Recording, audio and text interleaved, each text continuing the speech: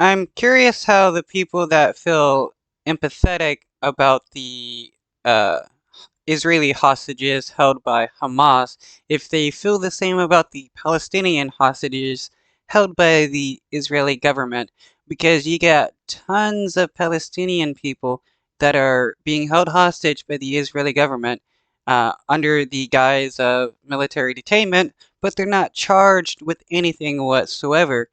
That is being held hostage. Developing right now, a 4-year-old American girl is among 17 hostages released today by Hamas.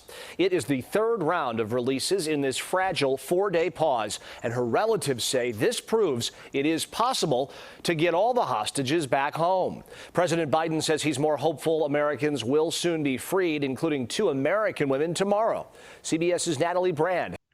I wonder how much does the Israeli government actually care about hostages, knowing that they have a kind of procedure called the civil procedure, which allows the IDF to kill any hostages as long as it means the Israeli government doesn't have to deal with an enemy having a bargaining chip.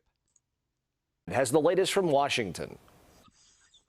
4-year-old Abigail Moore Adon, the youngest American hostage in the grips of Hamas, was freed Sunday in the latest handover from the terror organization. Displaced residents from the kibbutz where Abigail and her family lived erupted in cheers when the hostages were released. I saw Abigail. She is the best friend of my granddaughter. They also expressed concern for those. If the Israeli government killed Palestinian Americans, would the US care about that? Would they condemn their ally for killing Americans?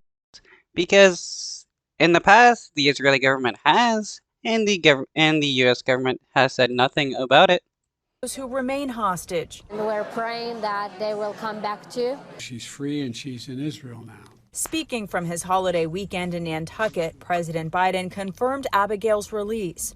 He also emphasized the trauma the girl suffered witnessing her parents' murders on October 7th and her captivity ever since. Hell for 50. Yeah, that is very traumatizing for anybody. It doesn't matter if you're an American or you're an Israeli or you're a Palestinian. Seeing your parents murdered and then being held hostage by either Hamas or the Israeli government is traumatizing for people. Let's not pretend it's only traumatizing for people that support the Israeli government.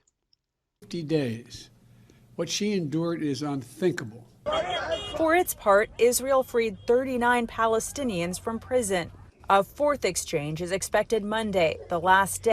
Yeah, and some of these Palestinians have been held for years and they've been tortured, denied food, water, medical access, showers, and the stuff. Like, how can we pretend that the Palestinians aren't being traumatized by the Israeli government? Day of the current 4-day truce deal. Hamas said late Sunday it will seek to extend the agreement. The ball really is in Hamas's court in terms of its willingness to step forward and release additional hostages, including potentially releasing additional Americans. President Biden said he'd like to see the momentum continue. That's our goal, to keep this pause going beyond tomorrow so that we can continue to see. When the Israeli government killed a Palestinian American journalist, why didn't the government say anything about that? I mean, we are to truly believe that our government cares about Americans being held hostage. Why doesn't the government say anything when the Israeli government kills Americans? See more hostages come out. Prime Minister Benjamin Netanyahu said he told President Biden in a phone call Sunday that while he welcomes an extension, Israel will resume full force against Hamas once this temporary truce is over. Natalie. Benjamin Netanyahu is a person who has advocated for the entire genocide of the Palestinian people.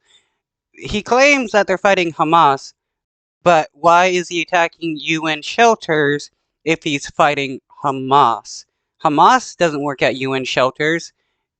UN staff members do, and the shelters house innocent Palestinians. Brandt, CBS News, Washington. Now, by the end of the day tomorrow, the U.S. says it expects to have a fuller picture from the Red Cross of the conditions of the remaining hostages. A survivor of the October 7th Hamas attacks on the Supernova Music Festival in Israel is sharing her. Why don't we investigate the conditions of the Palestinians being held hostage by the Israeli government? You would see how egregious the conditions are. Story. 27-year-old Maya Pariser, who has family in Chicago, was at that festival with her boyfriend and a large group of friends. Found herself in the middle of a nightmare that unfortunately I can't say is over. It's still going on. A lot of our friends are, instead of being free, make choices, are in Gaza, just fighting. Yeah, and what about all the Palestinian kids that are being held hostage by the Israeli military? Nobody wants to talk about that. For their lives. Maya says festival security guards gave her advice on how to get out and to avoid the violence. She says she was able to hide in the woods until she was able to get in touch with her family.